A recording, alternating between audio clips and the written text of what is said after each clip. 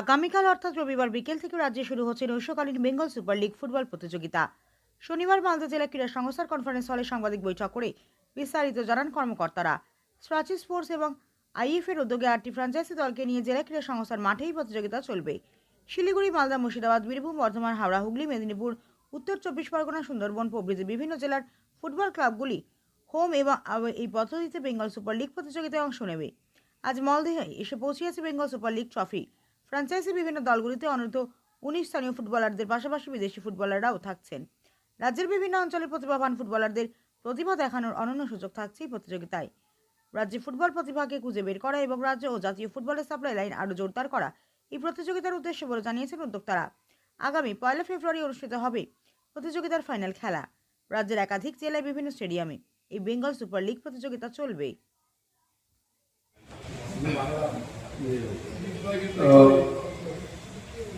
আমার নাম হচ্ছে সাহিদ রহমান। আমি হচ্ছে মালদা মুর্শিদাবাদ হেড কোচ। নমস্কার, আমি অমিত টুডু, রয়্যাল সিটি এফসির প্লেয়ার। দেখুন, আমরা ট্রফিটা নিয়ে বেরিয়েছি। আমি রজত শুভ্র মুখোটি, আমি সাচি স্পোর্টসের পক্ষ থেকে। সাচি স্পোর্টস এবং আইএফের উদ্যোগে বেঙ্গল সুপার লিগ 14ই ডিসেম্বর থেকে শুরু হচ্ছে। ফরম্যাটটা হচ্ছে মোট 8টা টিম এই ফ্র্যাঞ্চাইজি ফরম্যাট টুর্নামেন্টে পার্টিসিপেট করছে। আমি যদি উত্তর থেকে শুরু করি, উত্তরের প্রথম যে দলটি রয়েছে সেটা হচ্ছে নর্থ বেঙ্গল ইউনাইটেড এফসি। তারপর আছে আপনার JHR Royal City FC Malda Murshidabad, তারপরে Copa Tigers Birbhum, Bardhaman Blasters, Howrah Hooghly Warriors, Medinipur FC, north চব্বিশ Pargana FC, Sundarban Bengal auto FC. মোট 8টা টিম তারা পার্টিসিপেট করছে। হোম অ্যাওয়ে ভিত্তিতে প্রত্যেকে লিগ সিস্টেমে প্রত্যেকের সঙ্গে খেলা হবে। তারপর সেমিফাইনাল, এলিমিনেশন এবং আলটিমেটলি ফাইনাল।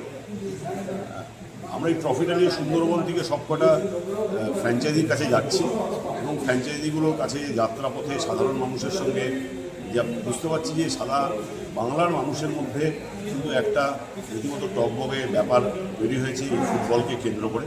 এই টুর্নামেন্ট জি বাংলা, সোনার এবং জি5-এ দেখানো হবে এবং মূল উদ্দেশ্য হচ্ছে যে বাংলার প্রত্যন্ত অঞ্চলে যে ট্যালেন্টেড ফুটবলাররা ছড়িয়ে রয়েছে তাদের একটা প্ল্যাটফর্ম দেওয়া, তাদের একটা সুযোগ দেওয়া, যাতে তারা হারিয়ে না যায়, তারা তাদের প্রতিভা দেখানোর সুযোগ পায়। এবং যেহেতু জি বাংলা সোনার এই খেলা দেখানো হবে, জি5-এ দেখানো হবে, তারপরে তারা ভালো খেললে তারা নজরে আসবে এবং তাদের যে বাংলার ফুটবলের যে সাপ্লাই লাইন, ভারতীয় ফুটবলের যে সাপ্লাই লাইন, সেটা কিন্তু অনেকটা আরও শক্তিশালী হবে। মানে বাংলা ফুটবল যে একসময় ভারতীয় ফুটবলকে রাজত্ব করত, সেই দিন নতুন করে আবার ইতিমধ্যেই যদি আমরা জানি যে বাংলা সন্তুষ্ট হয়ে যাচ্ছে বাংলা মহিলাদের ফুটবলে, সেটাকে আরও ভালো করা, আরও যাতে বাংলার ফুটবলার উঠে আসে, তার জন্য এই টিমে কি ফরেনার থাকছে? প্রত্যেক টিমে বলে দেওয়া আছে যে কীভাবে টিম এক একটা দল সাজাতে পারবে।